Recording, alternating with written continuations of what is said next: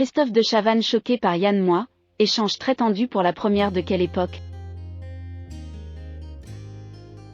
Pour le premier numéro de Quelle époque, Christophe de Chavannes n'y est pas allé par 4 chemins avec Yann Moix. L'invité permanent du talk a décidé de le confronter sur un sujet très sensible, ce qui a lancé un moment de grande tension sur le plateau.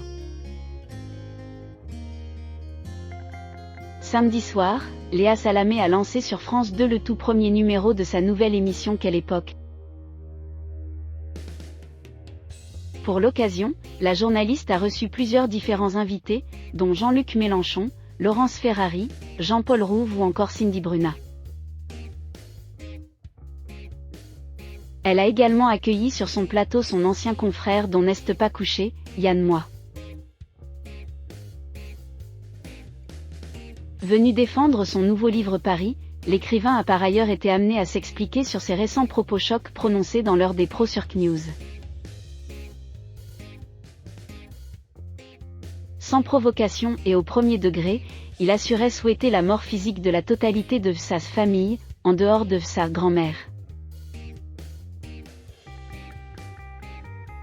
Des propos qui ont consterné Christophe de Chavannes, l'invité permanent de Quelle époque, et ce dernier l'a confronté sur le sujet. Qu'on pense un truc comme ça c'est super relou, et pourquoi le dire à la téloche, lui a-t-il demandé. Et de continuer, quelqu'un de votre famille qui vous entend peut avoir une crise cardiaque.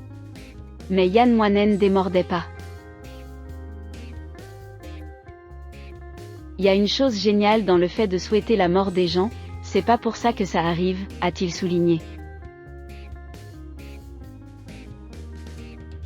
Confiant avoir déjà souhaité la mort de personnes dans le métro également.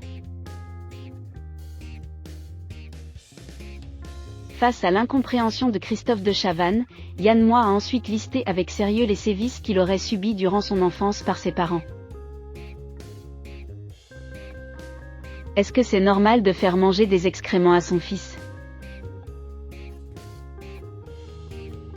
De l'enfermer 4 heures dans la forêt à 3 heures du matin l'hiver?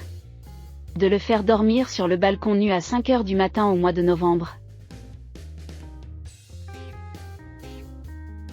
Est-ce que c'est normal lorsqu'il achète un livre de le brûler devant lui? Est-ce que c'est normal de lui donner pendant 1h30 des coups de rallonge électrique? De ne pas le nourrir pendant une semaine en le giflant toutes les 2 heures?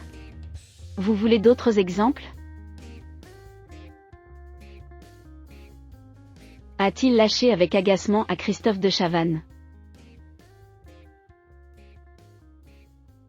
Et de conclure, le minimum syndical c'est que je souhaite leur mort et si ça pouvait arriver dans 5 minutes ça m'arrangerait encore plus. Le accent aigu à Salamé est ensuite subtilement revenu sur le sujet du livre de Yann Moix, détendant ainsi l'atmosphère. À noter que pour sa première, Léa Salamé a réalisé un carton d'audience en réunissant 1,10 million de téléspectateurs.